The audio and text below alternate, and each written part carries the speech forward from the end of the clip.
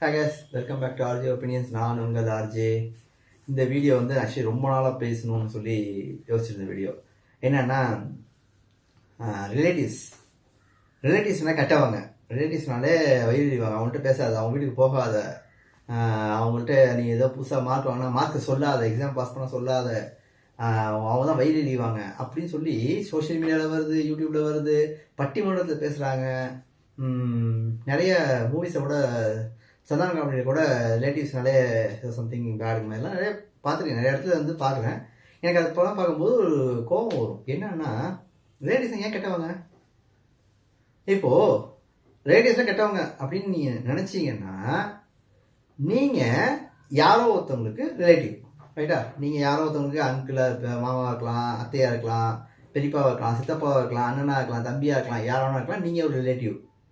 இப்போ உங்கள் ரிலேட்டிவ் ஒரு பையன் வந்து உங்கள்கிட்ட வந்து சொல்கிறான், நான் இது மாதிரி இப்போ 10th பாஸ் பண்ணிட்டேன் கேட்குறான். இல்லை நீங்கள் கேட்குறீங்க, என்னம்மா 12th பாஸ் பண்ணிட்டியாப்பான்னு கேட்குறீங்க. அவன் பாஸ் பண்ணா என்னப்பா மார்க்குன்னு கேட்குறீங்க. அவன் சொல்கிறான், இல்லை அவங்க வீட்டில் ஒரு பைக் வாங்கியிருக்காங்க, இல்லை அவங்க வீட்டில் ஒரு கார் வாங்கியிருக்காங்க அப்படின்னு வந்து அவன் உங்கள்கிட்ட சொல்லும்போது நீங்கள் வயிறுவீங்களான்னு ஃபஸ்ட்டு கேளுங்க. ஏன்னா ரிலேட்டிவ்ஸ் எல்லாம் வயிறுவாங்கன்னா நீங்கள் யாரோ ஒருத்தவங்களுக்கு ரிலேட்டிவ், ரைட்டா? அப்போது நீங்களும் வயிறுவீங்களாக தான் இருக்கணும். அப்போ தானே ரிலேட்டிவ்ஸ்லாம் வயிறுவீங்க கணக்காகும். ஆனால் இங்கே என்னென்னா, எல்லா சோஷியல் மீடியாவில் இதெல்லாம் பேசும்போது ஆமாம் சோஷியல் மீடியாவில் வந்து அது லைக்ஸு, அது கமெண்ட்ஸாக பார்த்தீங்கன்னு வச்சுக்கோங்களேன், ஆமாம் எங்கள் வீட்டில் கூட நடந்துச்சு, நான் எங்கள் வீட்டில் வயிற்றுச்சு பிடிச்சவங்களாக்காங்கன்னு சொல்லி ரிலேட்டிவ்ஸை கெட்டவங்க மாதிரியே காட்டுறாங்க. இது எனக்கு எந்த லாஜிக்கு அப்படி சொல்கிறாங்கன்னு எனக்கு புரியல. அப்போ நீ அப்படி தான் பண்ணுவியான்னு யோசிச்சு பாருங்க. இப்போ என்கிட்ட வந்து ஒரு பையன் சொல்கிறான், நான் இது மாதிரி 10th பாஸ் பண்ணிட்டேனாங்கிறான், இல்லை ஒரு 12th பாஸ் பண்ணிட்டேன்னா அடுத்து என்ன செய்யறதுன்னு கேட்குறான்னா, நான் வயிறு எறிவேனா? அவன் மார்க்கை பார்த்து நான் வயிற்று போடுவேனா? இல்லை அவனுக்கு ஒரு நல்ல இடத்துல வேலை கிடச்சிச்சு, அவன் கல்யாணம் போகணும்னு சொன்னால் நான் வயிறு போகிறானா? இல்லையே. அவன் நல்ல உழைச்சான், அவன் படித்தான், அவன் கஷ்டப்பட்டான், அவன் வேலைக்கு போனான், அவன் சம்பாதிக்கிறான், அவன் கார் வாங்கினான், பைக் வாங்கினான், வீடு கட்டுறான். ஸோ நான் வயிறறிய மாட்டேங்கிறது எவ்வளோ உண்மையோ அதே தான் அவங்களும் வயிறு போகிறாங்க. சில பேர், நான் அதுக்காக 100% வந்து எல்லா ரிலேட்டிவ்ஸும் சூப்பர்னு சொல்லல, சில பேர் வயிற்றுச்சு படுவாங்கன்னா படுவாங்க. அந்த ஒரு சிலரால் மொத்த ரிலேட்டிவ்ஸுமே வந்து வயிறு எறிவாங்க, அவங்களாம் கெட்டவங்க, அதனால் ரிலேட்டிவ்ஸ்லாம் போகாது அப்படின்னு சொல்லி சொல்கிறது வந்து எந்த விதத்திலும் நியாயம் கிடையாது. மொத்தமாகவே அதாவது நார்மலைஸ் பண்ணுற மாதிரி எல்லா ரிலேட்டிவ்ஸுமே கெட்டவங்கன்னு சொல்கிறதும் தவறான கண்ணோட்டம். அதை நம்ம மாற்றிக்கணுங்கிறது என்னோட ஒப்பீனியன். இது சின்ன எக்ஸாம்பிள் சொல்லணும்னா, எங்கள் வீட்லேயே நடந்திருக்கு. இப்போது எங்கள் அம்மாவுக்கு வந்து எங்கள் அப்பா வீட்டு சைடு ரிலேட்டிவ்ஸ் பிடிக்காது. என்னன்னா அவங்களோட ஒப்பீனியன் அது. அவங்க என்ன பண்ணுவாங்கன்னா, அவங்களுக்கு வந்து எங்கள் அப்பாவுடைய அண்ணன் தம்பி அவங்க பசங்கள்லாம் வரது போகிறது பிடிக்காது. அதனால் அவங்க என்ன சொல்லுவாங்கன்னா, அங்கெல்லாம் போகாத, அவங்களாம் வந்து வயிறுவாங்க, அவங்க வந்து ஏதாவது திட்டுவாங்க, கண்ணு வச்சுருவாங்க, அப்படி இப்படி ஏதாவது சொல்லும்போது நாங்கள் மதிக்க மாட்டோம். அப்போ சின்ன வயசில் வந்து மதிக்க மாட்டோம். ஸ்கூல் முடிஞ்சோடனே இவங்க எங்கேயாவது வெளில போயிட்டு வரத்துக்கு 8 மணி 9 மணி ஆகும். ஃபார் எக்ஸாம்பிள் இவங்க ஏதாவது கடைக்கு ஏதாவது போகிறான்னு வச்சுக்கோங்களேன், ஜாமான் வாங்கிட்டு நைட்டு 8 9 மணி ஆகிடுனாலும் இவங்க போயிடுவாங்க. நாங்கள் ஸ்கூல் முடிச்சுட்டு நானும் எங்கள் பிரதர்ஸ் பசங்களாம் வரும்போது ஒரு 5-6 மணிக்கு வீட்டுக்கு வந்த உடனே வீடு பூட்டிங்கன்னா கவலையப்பட மாட்டோம். கொண்டு போய் எங்கள் தாத்தா வீட்லேயோ எங்கள் பெரியப்பா வீட்லேயோ பேக் வச்சுட்டு அவங்க காஃபி கொடுத்தாங்கன்னா குடிச்சிட்டு விளையாட போயிடுவோம். நைட் 8 மணிக்கு வருவோம். வீடு இங்கே வந்துட்டாங்களா பார்ப்போம், எங்கள் வீடு திறந்துக்காம பார்ப்போம், திறக்கலையா பூட்டிருக்கா, கேட்கவே மாட்டோம். எங்கே போயிருக்காங்க எதுவும் கேட்கணும் அவசியமே இல்லை. நேராக எங்கள் பெரியப்பா வீட்டுக்கு போவோம், சாப்பாடுக்கு, எங்கள் தாத்தா வீட்டுக்கு போவோம் சாப்பாடுக்கு, இல்லை எங்கள் மாமா வீட்டுக்கு போவோம் சாப்பாடுக்கும், சாப்பிட்ருவோம். ஓகே, அதுக்கப்புறம் எங்கே தூங்கிடுவோம், தூங்க கூட அங்கேயே தூங்கிடுவோம். ஸோ நைட்டு ஒரு 9 மணி 10 மணிக்கு இவங்க ஒர்க்கு கடைக்கெல்லாம் போயிட்டு ஜாமான் முடிச்சு, இல்லை ஏதாவது ஃப்ரெண்ட்ஸ் ரிலேட்டிவ்ஸோட மேரேஜுக்கெலாம் போயிட்டு வராங்கன்னா எங்களை அதை பற்றி கவலையே கிடையாது. நைட்டு நேரம் போவோம், 10 மணிக்கு திறந்தோன்னா வீட்டுக்கு போயிட்டு படுத்து தூங்கிட்டு காலைல எழுந்துச்சு ட்ரெஸ் எடுத்துகிட்டு ஸ்கூலுக்கு போயிடுவோம். ஸோ இப்படி தான் எங்கள் லைஃப் ஸ்டைல் இருந்துச்சு. தவிர வீடு பூட்டி இருக்கு, அம்மா இல்லை வேறு எங்கடா போகிறதுக்கு கவலை இல்லை, அங்கே போய் விளையாண்டா அவங்க கண் வச்சுருவாங்க, வயிறுவாங்க, கவலையும் இல்லை, எதுவுமே இல்லை. அப்படி தான் இருந்துச்சு. பட் ஆனால் எங்கள் வீட்டில் என்ன சொல்லுவாங்கன்னா, இல்லை அவங்களுக்கு கண்டிப்பாங்க இதே உங்களுக்கு சொல்கிற மாதிரியே ரிலேட்டிவ்ஸ்லாம் வந்து கண் வச்சுருவாங்க, வயிறுவாங்க சொன்னாங்க. இது பொய்ன்னு எப்போ நிரூபிச்சேன், எனக்கு நிரூபிக்கிறதுக்குன்னு நான் ஒரு உணர்ந்தேன் அப்படின்னா, எங்கள் அப்பா வந்து ஆக்சிடென்ட் ஆயிடுச்சு. ஒரு தலையில் அடிபட்டு பிளட் கிளாட் ஆகி ஒரு ஆப்ரேஷன், கோமாளகர். எங்கள் அப்பாவை கொண்டு போய் நான் வீட்டில் வச்சுக்கணுன்னா, நான் அப்பா வேலைக்கு போயிட்டு இருக்கும்போது என்னால் வந்து அப்போ ஊரில் ட்ரிச்சியில் வந்து அவர் இருக்காருன்னா ட்ரிச்சிக்கு நல்லா போக முடியாது, நான் சென்னையில் இருக்கேன். ஸோ இந்த சுச்சுவேஷனில் எங்கள் அப்பா வீட்டுக்கு டிஸ்சார்ஜ் பண்ணி கூப்பிட்டு போகணும். ஆனால் அவர் கண்ணு முழிப்பா எப்போ முழிப்பா தெரியாது, 2 days ஆகலாம் 3 days ஆகலாம், எப்போனா ஆகலாம். அது வரைக்கும் பார்த்துக்கணுங்க போது எனக்கு பயம். ஏன்னா இப்போ சென்னை கூப்பிட்டு வர முடியாது, நானும் வேலையை விட்டுட்டு அங்கே போய் உட்காந்துக்க முடியாது. அப்படிங்கிற சிச்சுவேஷன் எங்கள் அப்பா எப்படி பார்த்துக்கணும்னு நினைக்கும் போது எங்கள் அத்தை வாலண்டரியாக வந்து நான் பார்த்துக்கிறேன் எங்கள் அண்ணனை, நீ கொண்டு வந்து வீட்டில் விடுனாங்க. எங்கள் பெரியப்பா பொண்ணு என்ன சொன்னாங்கன்னா, என் அக்கா நான் இருக்கேன்டா, என் சித்தப்பா நான் பார்த்துக்க மாட்டேன், நான் கொண்டு வந்து விடுனாங்க.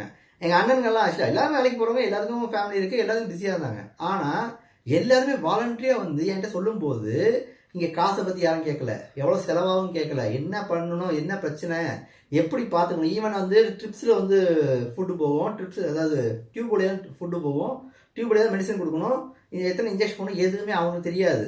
பட் எல்லாருமே சொன்ன விஷயம் என்னன்னா, நான் இருக்கேன் பார்த்துக்கிறேன் போது இப்போ எங்கள் அம்மா சொன்னாங்களே ஒரு ரிலேட்டிவ்ஸ், இவங்களாம் வந்து கண்ணு வைப்பாங்க, இவங்க வயிறு எறிவாங்க, இவங்களாம் வந்து இவங்க வீட்டு போகாத, அவங்க வந்து திட்டுவாங்க, எனக்கு அவங்க ஆகாதுன்னு சொல்லி சொன்னாங்கல்ல, அந்த எல்லா ரிலேட்டிவ்ஸும் தான் அன்னைக்கு எங்கள் அப்பாவை பார்த்துக்கிட்டு ரெடியாக இருந்தாங்க. இப்போது அவங்க எங்கள் அம்மா சொன்னது உண்மையாக இருந்துச்சுன்னா ஏன் அவங்கள வந்து பார்க்கணும், ஏன் இதெல்லாம் பண்ணணும்? அஃப்கோர்ஸ் நான் கூட விட்டேன், அவங்க தான் பார்த்துட்டாங்க. அந்த 2-3 days அவங்க தான் பார்த்தாங்க. திருப்பி சென்னையிலேருந்து லீவ் போட்டு திருப்பி போகிற வரைக்கும் அவங்க தான் பார்த்துட்டாங்க. எது சொல்ல வரேன்னா, இங்கே வந்து ஒருத்தனோட ஒப்பீனியன், ஃபார் எக்ஸாம்பிள் வந்து எனக்கு இந்த மாமாவை பிடிக்காது அப்படின்னா அது என்னோட ஒப்பீனியன் மட்டும்தான். என் பசங்க என் குழந்தைங்க மைண்டில் அதை நான் ஏற்றக்கூடாது. எங்கள் அப்பாவுக்கு எங்கள் பெரியப்பாவுக்கும் சண்டைன்னா அது அவங்க 2 பேர் சண்டை. அதை கொண்டது எனக்கு அவங்க பெரிய பொண்ணுங்க ஆகாது, நீ அங்கே போகக்கூடாது, அவங்க வீட்டில் சாப்பிடக்கூடாது, வரக்கூடாது, போகக்கூடாது சொல்லு எங்கள் அப்பா சொன்னது கிடையாது. நான் பாட்டுப்போம். இவங்கள்ட்ட முதல் நாள் அடிச்சிருப்பாங்க நைட்டு ஃபுல்லாக. எங்கள் வீட்டில் எங்கள் அத்தைக்கும் எங்கள் அம்மாவுக்கும் சண்டை நடந்திருக்கும், இல்லை எங்கள் அப்பாவுக்கும் எங்கள் பெரியப்பாவுக்கும் சண்டை நடந்திருக்கும், இல்லை யாருக்கும் நடந்திருக்கும். நாங்களே வேடிக்கை பார்ப்போம் உட்காந்துட்டு, என்னடா சண்டை நடக்குதுன்னு. ஆனால் அடுத்த நாள் சாயந்தரம் பார்த்து அவங்க வீட்டில் சாப்பிட்டுட்டு இருப்பேன். எங்கள் வீட்டில் கேட்க மாட்டாங்க. எனக்கு அப்போ அதோட வேல்யூவே தெரியாது. அந்த ரிலேட்டிவ்ஸோட வேல்யூவே எனக்கு தெரியாது. நாங்கள் அப்படி தான் இருந்தோம். எங்கள் அப்பாவுக்கு அடிபட்டு அவங்களாம் வந்து நிற்கிறாங்க. என்ன சண்டையாக இருந்தாலும் எங்கள் அப்பா ஆம்புலன்ஸில் போகும்போது எங்கள் பெரியப்பாவுக்கு கூட வந்து அழுதுட்டு போய்க்காரு. அவர் வயசுக்கு அழுகணும் அவசியமே இல்லை. ஏன்னா அவங்களோட பிரதர்ஸ், அவங்க ரிலேஷன்ஷிப் வேற, அவங்க அடிச்சுக்குவாங்க, அவங்க சேர்ந்துக்குவாங்க. ஆனால் எங்கள் அப்பா ஒரு வேளை எங்கள் பெரியப்பா மேலே உள்ள கோவத்தை என் மண்டையில் திணிச்சிருந்தாருன்னா எங்கள் பெரியப்பா வந்து எனக்கு பிடிக்கக்கூடாது. எங்கள் பெரியப்பாவனாலே கெட்டவன்னு என் மைண்ட் செட் ஆகிடும். ஸோ தயவு செஞ்சு நீங்கள் உங்களுடைய பசங்களுக்கு சொல்லிக் கொடுக்க வேண்டியது என்னன்னா, நீ நேரடியாக அந்த பர்சனால் பாதிக்கப்பட்டால் மட்டும், அந்த பர்சனோட பிஹேவியரால் பாதிக்கப்பட்டால் மட்டும் அவங்கள விட்டு கொஞ்சம் ஒதுங்கிடு. அதுக்காக அவங்க கெட்டவங்க சொல்லி யார்ட்டையும் மேனிபுலேட் பண்ணாத. அவங்க செஞ்சு தப்பை சொல்லி மற்றவங்கள்ட்ட சொல்லி அவங்களை கெட்டவங்கள காட்டாத. அதே மாதிரி எனக்கு இவங்களை பிடிச்சிருக்குன்னா அது எனக்கு பிடிச்சிருக்கு, என் பசங்களுக்கு வந்து அவங்களை பிடிக்கணுங்கிறது நான் திணிக்கக்கூடாது. ஓகேவா?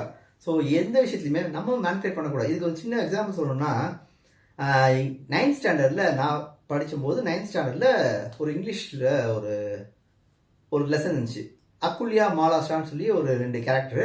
அந்த 2 சின்ன பொண்ணுங்களும் விளையாண்டுருக்கோம். அதில் வந்து மாலாஷாங்க பொண்ணு வந்து ஒரு ஃப்ரெஷ்ஷான புது ட்ரெஸ் போட்டிருக்கோம். அக்குல்யாங்க பொண்ணு வந்து ரோட்டில் தண்ணியில் கழுதுக்கு போடும், அந்த சேரை அடிச்சிடும். அடித்த உடனே மாலாஷாவோட வீட்டில் பேரண்ட்ஸ் வந்து சண்டை போட ஆரம்பிச்சிருவாங்க. என்ன இப்படி சேர் வச்சு என் பொண்ணோட ட்ரெஸ்ஸை எடுத்து செக்ஷன் பண்ணிட்டேன். உடனே அக்குல்யாவோட பேரண்ட்ஸ் வந்து கூட சண்டை போட ஆரம்பிச்சிருவாங்க. என் பொண்ணு திட்டாத அப்படின்னு சொல்லி சண்டை போட ஆரம்பிச்சிருவாங்க. கொஞ்ச நேரம் சண்டை நடந்துட்டு இருக்கும், ரொம்ப காம்ப்ளிகேட்டாக போயிட்டு இருக்கும். ஆனால் இந்த 2 சின்ன குழந்தைங்க என்ன பண்ணும், அக்குல்யா என்ன செய்யும், இந்த தண்ணியால் தானே பிரச்சனை சொல்லி அந்த தண்ணி இருக்கிற இடத்துல ரோட்டில் ஸ்க்ராட்ச் போட்டு தண்ணியை வந்து கீழே தள்ளி விட பார்க்கும். மாலாஷா கூட போய் வந்து விளையாண்டு அதே விளையாட்டை குச்சி எடுத்துகிட்டு போய் அதுவும் ஹெல்ப் பண்ண போயிடும். ஸோ இங்கே என்ன கான்செப்ட்னா, இங்கே சண்டை போட்டது ஃபஸ்ட்டு அந்த தண்ணி அடித்தது அக்குல்யா, அந்த தண்ணி பட்டது மாலாஷாவுக்கு. ஆக்சுவலாக அவங்களே காம்ப்ரமைஸ் ஆகிட்டாங்க. இந்த பேரண்ட்ஸ் ஃபேமிலி அடிச்சுட்டாங்கல்ல, இவங்க பிரச்சனை வந்து அவங்க பெருசாக வந்து கத்திட்டு இருந்தாங்கல்ல, அவங்களுக்கு இப்போ எங்கே மூஞ்சி வச்சுக்குவாங்க? ஸோ எதுக்கு சொல்ல வரேன்னா, இந்த மாதிரி எனக்கும் என்னோட சித்தப்பாவுக்கும் பிரச்சனைன்னா, என் சித்தப்பா என்ன திட்டுறாரு, என்னடா ஒழுங்காக படிக்காமல் ஊர் சுத்திரியே திட்டுறாருன்னா, அது எனக்கும் சித்தப்பாவுக்கும் உள்ள டீல். இல்லை சித்தப்பா நான் படிக்கிறேன் சித்தப்பா சொல்லிட்டா வேலை முடிஞ்சு போச்சு. இல்லை உங்கள் சித்தப்பா எப்படி உன்னை திட்டலாம் சொல்லி எங்கள் அம்மா உள்ளே வந்தாங்கன்னா எங்கள் சித்தி என்ன சொல்லுவாங்க, என் ஹஸ்பண்ட் எதுவும் நல்லதானு சொன்னார், படிக்க தான் சொன்னார் அப்படின்னு தான் கேட்பாங்க. ஸோ இந்த சண்டை பெருசுதான் ஆகுமே தவிர சால்வ் ஆகாது. உங்கள் நல்லதுக்காக தான் உங்கள் ரிலேட்டிவ்ஸ் அட்வைஸ் பண்ணுறாங்க, உங்களை பற்றி படிப்பை பற்றி கேட்குறாங்க, இல்லை வந்து என்ன வேலைக்கு போக கேட்குறாங்க, ஏன் நீ வேலைக்கு போலியான்னு கேட்குறாங்க, ஏன் நம்ம கல்யாணம் வேலையை கேட்குறதெல்லாம் வந்து ஒரு வருத்தமாக இருக்கலாம், இல்லை உங்கள் மேலே ஒரு அக்கறையாக கூட இருக்கலாம். எனக்கு கல்யாணம் ஆனா என்ன, இது என்ன எங்கள் மாமா கேட்குறது, இது என்ன அவங்களுக்கு என்ன வேலையே இல்லையா அப்படின்னு சொல்லி இந்த காலத்தில் பசங்க அது பெருசாக பேசுகிறாங்க. உன் நல்லது தான் கேட்டாங்க, உனக்காக தான் கேட்டாங்க. இல்லை மாமா எனக்கு இப்போதைக்கு கல்யாணம் பண்ணிக்க ஐடியா இல்லை, இல்லை மாமா நான் இன்னும் ஜாப் ட்ரை பண்ணுறேன், எனக்கு பிடிச்ச ஜாப் கிடைக்கல, மாமா உங்களுக்கு இருந்தால் ரெஃபரன்ஸ் இருந்தால் கூட சொல்லுங்கள், நாங்கள் கூட இன்டர்வியூ அட்டன் பண்ணுறேன் சொல்கிறதுனால நம்மளும் குறைஞ்சி போயிட போகிறது இல்லை. ரைட்டா? இதெல்லாம் ஈகோ. சித்தப்பா அப்படி கேட்டாரு, மாமா அப்படி கேட்டாரு, நான் வேலைக்கு போனேன்னா நான் படித்தா என்ன படிக்கலாம் என்ன, அவரா எனக்கு சோறு போட போகிறாருல, இந்த எக்ஸ்ட்ரா வேர்ட்ஸ்லாம் கொண்டு வந்துட்டு ரிலேஷன்ஷிப்பையும் காலி பண்ணிக்கிறோம், ரிலேட்டிவ்ஸையும் வந்து ஒதுக்கி வச்சுக்கிறோம். இதில் இன்னொரு இடத்துல ரொம்ப பிரச்சனை நடக்கும். எங்கன்னா ரிச்சான வீட்டுக்குள்ளே போகணுன்னா, இப்போ ஃபார் எக்ஸாம்பிள் வந்து எங்கள் சித்தப்பா வந்து ரிச்சுன்னு வச்சுக்கோங்க. நான் இங்கே தான் அங்கே போகிறேன்னா எங்கள் வீட்டிலே சொல்லிடுவாங்க, அவங்களாம் ரொம்ப பணக்காரவங்க, அங்கே வீட்டிலாம் போனால் உன்னை வந்து சோஃபாவில் கூட உட்கார மாட்டாங்க, கீழே தான் உட்கார சொல்லுவாங்க, அதனால வந்து நீ அவங்க வீட்டிலாம் போகாதான்னு சொல்லுவாங்க. சம்டைம்ஸ் நம்ம போயும் எங்கள் வீட்டில் கூட அனுப்பிச்சி விட்ருவாங்க. அவங்க வீட்டில் அங்கே ட்ரீட் பண்ணுவாங்க கண்டிப்பாக. என்ன இங்கே 2 பேருமே மாற்றிக்கணும். அந்த பணக்கார சித்தப்பாவை நினச்சிக்கணும், நம்ம வீட்டு பையன், நம்ம அண்ணன் பையன், நம்ம தம்பி பையன், அவனையும் நம்ம குழந்தை மாதிரி தான் ட்ரீட் பண்ணுங்க. ஏன்னா அவங்களுக்கும் வரணும், நமக்கும் வரணும். சரி, ஓகே, இப்போ இந்த இடத்துல வந்து சித்தப்பா அப்படி ட்ரீட் பண்ணுறாரு, நீ போகிற, உங்கள் அம்மா தடுக்கிறாங்கன்னா நல்லது கரெக்டு தானே சொல்லி சில பேர் வந்து பேசுவாங்க. நான் கேட்கக்கூடிய கேள்வி என்னன்னா, இப்போ நான் யாரோ ஒருத்தவங்களுக்கு சித்தப்பா, நான் யாரோ ஒருத்தவங்களுக்கு மாமா, நான் யாரோ ஒருத்தவங்களுக்கு அண்ணன், நான் யாரோ ஒருத்தவங்களுக்கு தம்பி.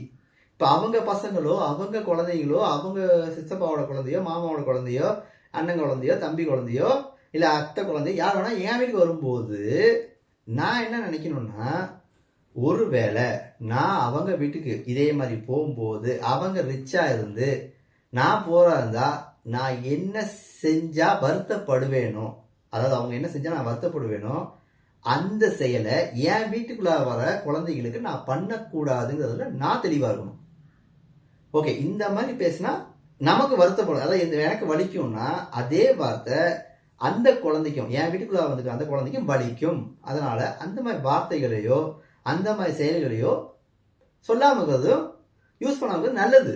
அவ்வளோதான் ரிலேஷன்ஷிப் நான் பண்ண வேண்டியது. ரொம்ப பெரிய காம்ப்ளிகேட்டான விஷயம்லாம் இது. இதை மாத்துறதுக்கு நம்ம கஷ்டப்படணும் அப்படிலாம் கிடையாது. நான் எனக்கு பிடிச்சிருக்கு, நான் பேசுறேன், நான் எனக்கு பிடிச்ச இடத்துக்கு நான் போறேன் வரேன். இப்போ உங்க மாமாவுக்கும் உங்க அப்பாவுக்கும் சண்டை, உங்க அம்மாவுக்கும் தாத்தாவுக்கும் சண்டைன்னா அது அவங்க 2 பேர் சண்டை. அதனால உனக்கு எந்த பாதிப்பும் இல்லை, நீ அவங்களால டேரக்டா அஃபெக்ட் ஆகல.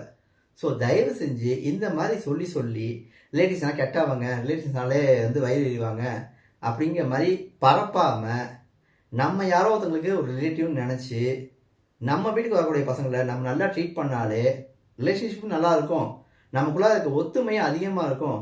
ஒரு பிரச்சனைங்கும் போது ஒருத்தருக்கு ஒருத்தர் உதவியா இருப்போங்கிறது என்னோட ஒப்பீனியன். இதுக்கு வந்து நான் இன்னொரு எக்ஸாம்பிள் சொல்லணும்னா, இப்போ மார்வாடிஸ் எல்லாம் பார்த்துருக்கேன். நான் இங்க சென்னையில வந்து சவுகார்பேட்டை ஏரியாவில் பார்த்துருக்கேன். அங்க இருக்கிற பசங்க படிச்சிருக்க மாட்டாங்க, பெருசா வந்து எஜுகேஷன் குவாலிஃபிகேஷன் இருக்காது. ஆனால் ஒரு பையன் இருக்கான்னா பக்கத்துக்கு அண்ணன் கடை, தம்பி கடை, மாமா கடை, மச்சான் கடை சொல்லி வேலைக்கு அவங்களே கொடுத்து அவங்களே வேலைக்கு வச்சுவாங்க. வெளியாள் நம்பாட்டியும் என் சொந்தக்கார பையன் சொல்லி அவன் நம்புவாங்க, வேலை கொடுப்பாங்க, அவனுக்கு சம்பளம் கொடுத்து அவனை பாதுகாத்து அவன் கல்யாணம் பண்ணிக்குமா, அவனுக்கு சின்ன ஒரு கடையை வச்சு இந்த பார்த்துக்கணும் சொல்லி கல்யாணம் பண்ணி வச்சிருவாங்க. இதுதான் ரிலேஷன்ஷிப்பு. நம்ம ஊர்லயும் அப்படிதான் இருந்துச்சு. இன்னும் நீ சவுத்துல போனீங்கன்னா திருநெல்வேலி, ராமநாதபுரம், திருநெல்வேலி, அப்புறம் கன்னியாகுமரி எல்லாம் போனீங்கன்னா ஒருத்தர் வந்து ஒரு கடை வச்சிருப்பாரு.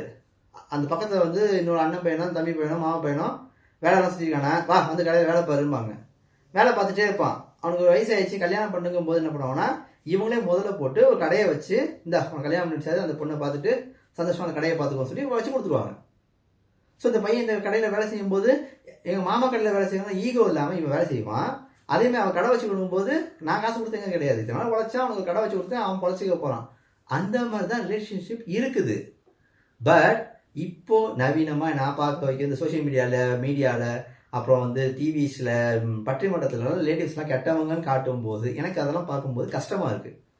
என்னோட ஒப்பீனியனில் அது வந்து தவறான கருத்தை நம்ம மக்கள் மனசை திணிக்கிறோமோ, நம்ம அடுத்த ஜென்ரேஷன் மைண்டில் திணிக்கிறோமோன்னு கவலையாக இருக்குது. ஸோ தயவு செஞ்சு இந்த மாதிரி தவிர இனிமேட்டு நீங்கள் யாரும் பண்ணாதீங்க.